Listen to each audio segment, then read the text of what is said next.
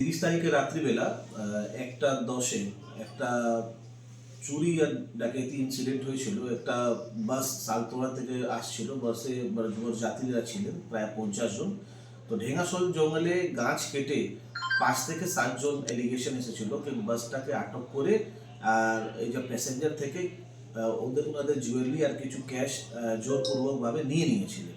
মানে দুটা সোনার গয়না ছিল, একটা নোজ পিন ছিল, ম্যাক্সিমাম কিন্তু ইমিটেশন জুয়েলারি ছিল। আর এক ড্রাইভার থেকে 12,000 টাকা আর একটা প্যাসেঞ্জার থেকে কিছু টাকা নিয়ে নিয়েছিলেন। তারপরে তখনই বিষ্ণুপুর, জয়পুর আর টালডাংরা পুলিশ নেমে পড়েছিল। আমরা এসডিপিও সাহেব পুরো টিম গিয়েছিল।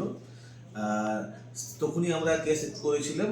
আর আমরা এক সপ্তাহের মধ্যে আমরা কেসটাকে ডিটেক্ট করে ফেলেছিলাম। 3 জনকে আমরা তখন ধরেছিলাম। 3 জনের নাম আমাদের আছে। একজন সাদিক আলী খাঁ ছিল পিচি, যার বাড়ি আমাদের পুনিশোল। তারপরে একটা মজিবুর খাঁ ছিল, আর তারপরে একজন আর ছিল আমাদের শামসুদ্দিন মন্ডল। ওনাদেরকে উনিরা কনফেসও করেছিল, আর তখন আমরা কিছু স্টোলেন আর্টিকেল আমরা রিকভার করেছিলাম। ওনাদের এক্সামিনেশন করে জানা গেছিল যে এই ইনসিডেন্টে যা মাস্টার মাইন্ড 2 জন ছিল, ওদের বাড়ি গড়বেটা। ওদের নাম আছে আইসুর মল্লিক এলায়াস অ্যাডাম, আর জহুর মন্ডল এলায়াস জলিল।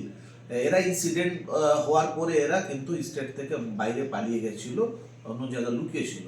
তখন আমরা কিছু টেকনিক্যাল অ্যাসিস্ট্যান্স নিয়ে, কিছু ম্যানুয়াল সোর্স লাগিয়ে তখন আমরা এদেরকে লোকেশনকে আইডেন্টিফাই করি।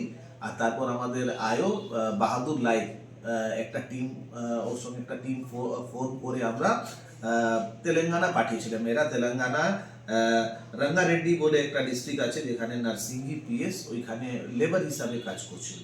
আমাদের টিম 8 তারিখে বেরিয়েছিল। ওইখানে 10 তারিখে ওদেরকে অ্যারেস্ট করলো। অ্যারেস্ট করার পরে ওইখানে লোকাল ম্যাজিস্ট্রেট সামনে ওদেরকে প্রডিউস করা হয়। আর তারপর 7 দিন ট্রানজিট রিমান্ড নিয়ে আমরা কালকে রাত্রিবেলা আমাদের টিম এসেছে। এদের 2 জন অ্যারেস্ট হওয়ার পরে আবার আমি নাম বলছি, আইসুর মল্লিক অ্যাডাম, যার বাড়ি গড়বেটা আছে, আর জহুর মন্ডল জলিল, যার বাড়িও গড়বেটা আছে। এদের অ্যারেস্ট করার পরে আমাদের পুরো গ্যাংটাকে আমরা অ্যারেস্ট করে ফেলেছি। আমরা এদেরকে আজকে কোর্টে প্রডিউস করব। 8 দিনে আমাদের পুলিশ রিমান্ড আমরা নিব।